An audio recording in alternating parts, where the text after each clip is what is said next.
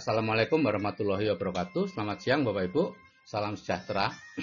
Siang ini saya akan menyampaikan materi yaitu bagaimana membuat anak itu menjadi pintar dan besoknya bisa kaya. Semuanya berawal dari citra diri Bapak Ibu, yaitu citra diri itu adalah cara kita memandang diri kita. Jadi cara si anak tadi memandang dirinya seperti apa. Kalau si anak tadi memandang dirinya itu pintar, anak akan menjadi pintar. Kalau anak itu memandang dirinya bodoh, anak akan menjadi bodoh. Jika kita memandang diri kita orang kaya, kita akan menjadi kaya.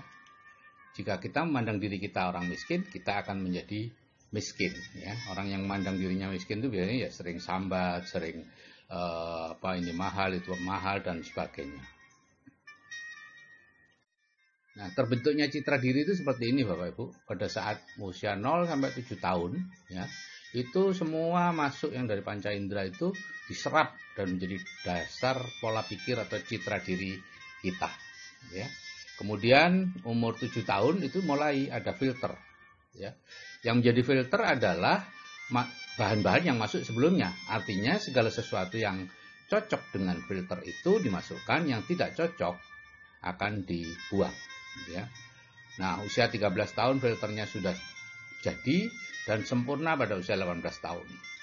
Sehingga sejak usia 18 tahun sebetulnya nasib anak itu sudah terbentuk berdasarkan citra dirinya. Ya.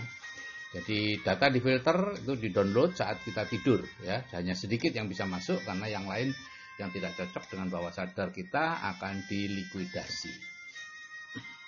Dan karena 90% pikiran kita adalah pikiran bawah sadar, maka sebetulnya itulah yang menguasai diri kita.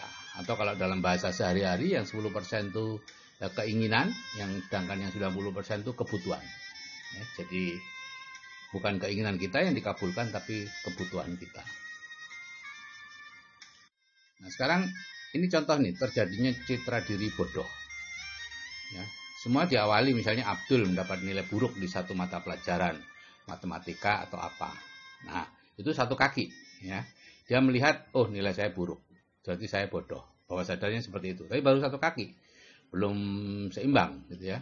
Tapi kemudian ini gurunya, bu gurunya belum belajar tentang cara berpikir, kemudian mengatakan, ya biasa kan, Abdul, ayo belajar lebih keras ya, supaya nanti bisa dapat nilai baik.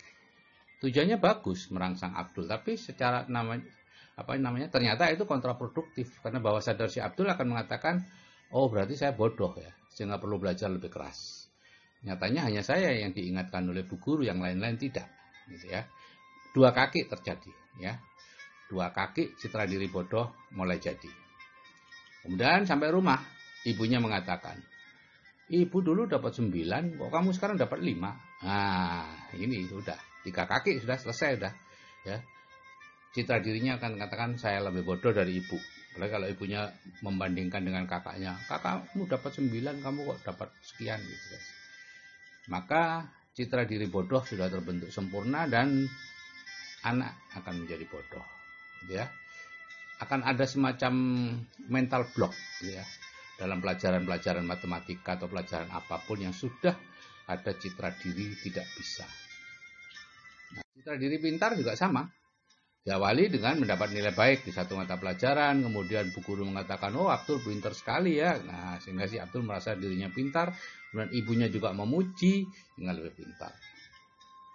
Jadi citra diri pintar terbentuk sempurna dan anak menjadi pintar. Nah, jadi bagaimana sebetulnya cara membuat citra diri anak? Jadi tugas kita Bapak Ibu adalah menciptakan citra diri pintar pada anak. Itu tugasnya orang tua dan guru. Tapi sayangnya karena tidak mengerti, akhirnya justru kebalikannya yang terjadi. Jadi kalau kita melihat rapot itu hanya nilai yang baik saja yang dilihat, ya. Dan dipuji habis-habisan. Misalnya itu nilai keterampilan atau apa 9,5. Wah luar biasa ya. Bapak dulu tidak pernah lo dapat sekian. Nah, jangan pernah mengomentari nilai yang jelek. Kadang-kadang si anak, terutama anak-anak yang koleris dan lain-lain, merasa tidak puas karena ada nilai jelek. Itu kita harus menghibur mereka. Oh ini lumayan bagus, kakekmu dulu lebih jelek dari ini. Nah, atau bapak dulu lebih jelek dari ini, gitu ya. Pokoknya katakan itu supaya si anak merasa bahwa dia lebih pintar. Kalau ulangannya jelek ya cari alasan yang bisa menjelaskan mengapa itu terjadi. Oh enggak apa-apa, itu dulu kamu ingat ibu itu kamu sakit waktu itu. Nah, atau malamnya kamu capek banyak tamu. Nah, atau apapun lah. Pokoknya bukan karena faktor si anak itu sendiri, tapi faktor luar yang menyebabkan nilainya jelek. Kalau hasil ulangannya bagus, sebaliknya, puji habis-habisan. Kalau perlu dipigura itu, ya, cantolkan di tempat belajarnya dia supaya jadi kebanggaan. Jika tidak pernah mendapat nilai baik di sekolah misalnya, ya buat ulangan sendiri di rumah. Anak, ayah, ibu, kakak yang mau diajak kerjasama, kemudian bagaimana caranya dibuat supaya nilai yang terbaik ada pada si anak itu. Dengan begitu dia akan merasa terus sebagai orang yang pintar dan lama-lama akan jadi pintar. Bapak Ibu, banyak orang tua yang mengambil jalan pintas supaya anaknya pintar dileskan. Itu kontraproduktif Bapak Ibu. Karena begitu Bapak Ibu mengatakan si anak perlu les, berarti Bapak Ibu sedang mengatakan si anak itu bodoh. Ya, jadi jangan memberi les privat ke anak ya, kecuali materi di luar pelajaran. Misalnya les balet, les bahasa Inggris atau les main piano atau apa gitu ya. Karena kalau kita memberi les si anak di mata pelajaran yang biasa ya, kita seperti menganggap si anak itu bodoh. Nah kalau anak yang minta dileskan, itu jangan langsung dituruti ya. Kita yakinkan dulu bahwa dia itu pintar sebetulnya. Nah, kalau dia ngotot, kemudian menyalahkan kita tidak mau membiayai dan lain-lain, barulah dia kita leskan. Jadi ngeleskan anak jangan berasal dari orang tua, tersirat ataupun tersurat. Nah, ini tahapan dalam hidup Bapak Ibu, yaitu pendidikan, pekerjaan, dan hasil. Ya. Setelah kita sekolah, kemudian kita bekerja, dan dari situ harusnya mendapat hasil. Penghasilan ya mungkin 100 juta, tabungan 2 miliar, rumah 2 hektar, mobil 3, umroh tiap tahun, bangun masjid, anak asuh, dan lain-lain. Itu hasil. Yang jadi masalah adalah ada garis di situ, ya, yang tidak bisa kita tembus. Kenapa? Karena kita sejak kecil tidak pernah dibiasakan melihat hasil. Ya, kita hanya berhenti di pekerjaan, gitu ya. Ini akibatnya apa? Ya ini, pekerja dan pendidikan itu bolak-balik di situ aja. Sekolah, kemudian jadi guru, kurang pendidikannya, sekolah lagi, kemudian jadi ini, pendidikan lagi, S2, kemudian S3, S4, S-Teller, dan seterusnya. Proses saja Bapak Ibu yang dilakukan. Hasil tidak diperhatikan. Sekarang mulailah menjadikan hasil itu sebagai tujuan hidup bagi si anak. Gitu ya. Selama ini kalau anak-anak ditanya, kalau besar jadi apa? Jawaban yang diharapkan adalah nama-nama pekerjaan. Jadi dokter, jadi insinyur, jadi polisi, jadi tentara, jadi hakim. Kalau ada yang jawab, saya ingin jadi orang kaya supaya bisa membantu banyak orang gitu misalnya ya. Dulu anak saya seperti itu waktu TK. Digiring oleh gurunya. Iya, oh bagus jadi orang kaya. Tapi untuk bisa kaya jadi apa? Oh enggak penting Bu Guru, katanya Bapak. Katanya anak saya gitu. Nah misalnya Caca ingin kaya, apa mau jadi dokter seperti bapaknya gitu ya. Anak saya jawab, bapak aja berhenti gitu ya. Gitu Bapak Ibu ya. Dan karena kita sejak kecil didoktrin untuk menjadi bekerja mencari uang gitu ya, maka ya akibatnya kita harus terus-menerus bekerja Bapak Ibu. Di mana kita fokus, disitulah yang akan kita dapatkan ya. Pensiun dari guru negeri ya mengajar di swasta atau memberi les privat. Pensiun sebagai tentara jadi satpam, terlalu tua ya kemudian jadi pulang ke kampung gitu ya.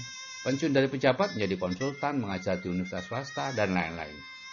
Terus menerus seperti itu. Kalau ditanya kenapa kok bekerja lagi, dijawab dengan alasan macam-macam gitu ya.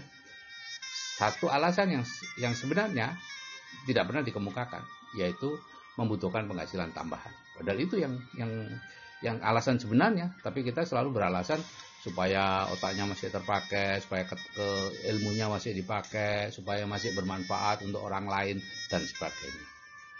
Saya mengenal banyak sekali dokter, pengacara, notaris, atau apa, direktur, mantan direktur yang berhenti dari pekerjaannya, pensiun dini, karena sudah mendapatkan penghasilan yang cukup besar. Jadi Bapak Ibu, kalau Bapak Ibu sudah mendapatkan penghasilan yang cukup besar, maka Bapak Ibu tidak punya alasan lagi untuk tetap bekerja. Nah, kita perlu merubah ini sejak anak-anak untuk tidak menjadikan bekerja mencari uang sebagai tujuan hidup, melainkan kemakmuran atau kekayaan sebagai tujuan. Untuk itu yang pertama diawali adalah menghilangkan dulu orang tuanya fobia kaya, ya, dengan mendengarkan audio terapi bawah sadar itu, fobia kaya ini akan hilang. Banyak orang yang fobia kaya, takut jadi kaya, menyebut kaya aja takut, ya, tidak berani karena dianggapnya itu keserakahan atau apa gitu ya. Nah, anak kecil, sejak kecil anak-anak itu dikudang untuk besok menjadi orang kaya yang banyak membantu orang. Oh, sapimu berapa ya Le besok ya? Rumahmu besar ya Le. Itu terus saja dikudang. Kalau melihat di TV ada barang-barang mewah, katakan bahwa dia besok punya itu. Ibu mau kamu ajak kemana dan seterusnya. Kalau anak ingin menjadi salah satu pekerjaan, misalnya, aku pengen jadi dokter, oh ya belokkan aja untuk menjadi kaya. Terserah bagaimana caranya. Ya. Nah, untuk anak-anak yang cukup besar, umur 13-18 tahun, katakan ketika dia mengantuk, sudah menjelang tidur itu, sambil mengelus-elus kepalanya atau apa gitu, ibu percaya, nah kamu besok menjadi orang kaya yang banyak membantu orang. Udah, itu aja yang yang kita katakan. Jangan ditambahi dengan insya Allah yang sering kali kita pakai sebagai PHP, ya. Sudah tahu kita nggak datang, kita katakan insya Allah datang atau apapun. Atau saya doakan, ya, karena dia melihat bahwa ibunya mengatakan, oh ya saya doakan, tapi ibunya tidak pernah melihat, dia tidak pernah melihat ibunya kemudian berdoa, masuk kamar berdoa mendoakan yang tadi diucapkan. Jadi itu oleh bawah sadar itu dianggap sebagai PHP. Bawah sadar kita itu jujur banget, nggak ada basa-basi.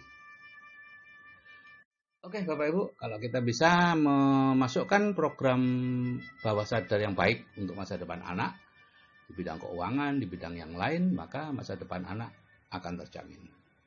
Saya akhiri sekian. Wassalamualaikum warahmatullahi wabarakatuh. Selamat siang dan salam sejahtera.